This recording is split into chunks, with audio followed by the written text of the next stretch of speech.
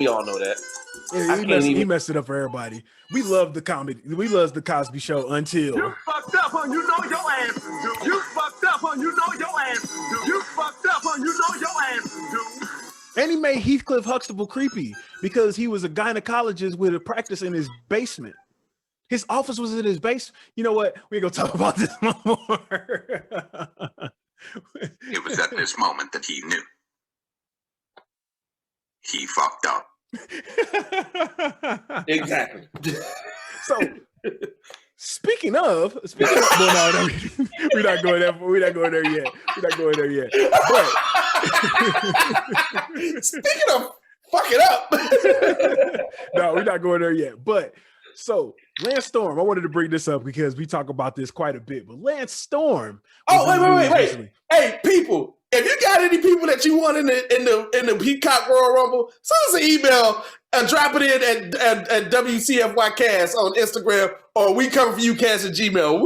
I never really watched. I was more of a Fox guy with Martin and then Living Coda and Living Single and shit like that. More of the black shit was on Fox anyway. Yeah. NBC got real white there for a second. Yeah. Like they had Cosby and they did that. They gave us Amen a little bit and they gave us was Rock on NBC or was that on Fox? Rock was on Fox. Rock was on Fox. Okay. That was another black show. But hey, y'all, we showing our age, y'all. We are showing our age. Some of y'all like, what the fuck? You talking about Rock? The people should know Rock, the TV show. Rock, the garbage man. Yeah, the garbage man, dog. But so Lance Storm was in the news recently, and basically people were asking him about his opinions on finishing moves, right? Okay. So he took questions from Figure 4 Online subscribers, and he was asked his thought on wrestlers kicking out on finishers, right? Right. So we see that a lot in the big NXT matches, sometimes pay-per-view matches, all that good stuff, right? Yeah. So Lance Storm said this, I don't really have a big problem with it. I think people need to get it out of their heads that these are finishers that just magically injure people to the extent that they automatically win. I always thought that was stupid. I always like thinking, and I don't know if this is in fact how it was portrayed in commentary, but it was always explained to me in All Japan it was the wrestler's favorite hold or favorite move. You might use a Tiger Driver in your match. It may be the finish, it might not. Much like Mirko Krokop with the big head kick. He won a lot of matches with it. You can say it was his finisher, but not every time he kicked somebody, the guy got knocked out. Right. So fans need to get it out of their heads that this move is a finisher, even if you are fresh as a daisy, just standing there, healthy as a horse, and you will be defeated by this move, or you've wrestled for 6 hours to get hit with a different move. Well, It's not a finisher, so you should kick out. Yeah, I think it's just a matter of if you quit thinking of things as finishers, because to be honest, if it's a finisher, you're almost admitting that it's fake. Yep. And we just designed this move to be our finisher. But if it just so happens to be that I have a good super kick, so I use it, or happen to really like the half crab, so I use it. If I can, much like in MMA, let's use Ronda Rousey. The armbar was her finisher. She didn't always win with it. There was an occasion where she got it on Maisha Tate, and Maisha got out of it. Right. You just have to get your head wrapped around calling it a finisher. Like, I will just pick this move and I can beat any opponent with it. Get that out of your head and everything else will make more sense, man. What do you think about that? I agree with him. I'll say this. It's a time and a place for a finisher to be broken out. Like the big pay-per-views. Like now, if y'all doing this shit all the fucking time, the finisher loses is bad. Like that's what we always call WrestleMania, the place where finishers come to die. Yep. Because motherfuckers get hit with fucking 10 finishers and they kick out. Yep. And Randy Orton and The Undertaker pioneered that shit. Yep, exactly. And it wasn't started that shit. Yep. It took like 5 RKOs and the motherfucker still kicked out, and then it was like 3 tombstones and he won a match. So to me, it's a time and a place. That's why psychology is so important. Yeah, like, exactly. That's why you need the psychology in a match, because now these finishers currently don't mean anything. Like everything is like a fucking Hurricanrana is now a regular ass move. A DDT is a regular move, and that was Jake the Snake's finish. I mean, that's a finishing maneuver. That was Raven's finishing maneuver. It's a regular ass move now.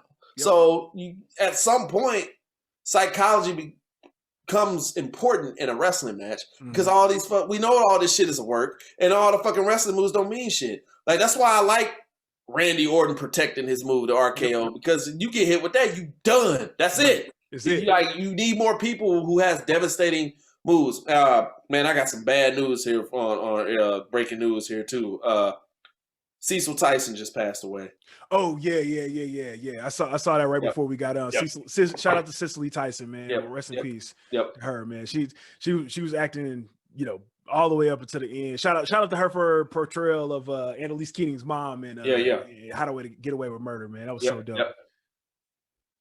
But these finishers and shit, man. That's why you need more psychology in a match. Because if you give me more psychology in the match, man, the finisher will mean more. You know what I mean? It'll mean a hell of a lot more instead of just using it for a false finish. Yeah. Like the false finish, like everybody's doing that shit now. Yeah. But you need to only do that in high profile matches, as far as I'm concerned. Yeah. And I agree with you on that. Like, I think that, and I also agree with Lance Storm. What Lance is saying is basically like, we do have to kind of get it out of our minds that, hey, this is a finishing move. Now, there were certain moves that, just look like they should finish you. Like the DDT looks like it should finish people. It should be done. You can fucking fall on your neck. What the fuck? Exactly. Stone Cold Stunner. That's it. Yeah. That's it. You done. The Rock Bottom. That's it. Now, the People's Elbow. When they start making Rock use the People's Elbow as a finishing move, that's when I got pissed off. I'm like, especially when he beat CM Punk, he was pissed. I was so mad. We were there touching the top of the arena with the drop ceiling in the Enterprise Center. But that's how high up we were. Yeah, man, to hit with that elbow and then be like, oh yeah, that beat that nigga. Come on, bro. Come on. But that goes into the whole thing of you're pretty much admitting that it's fake, which is like, hey, the whole point of kayfabe, you're trying to get people to suspend their disbelief.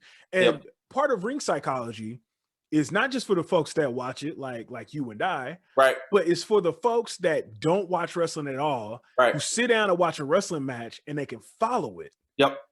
They sit down and they watch something and they just be like, hey, so I was watching AEW last week with my wife, and in 2 seconds, she hated MJF.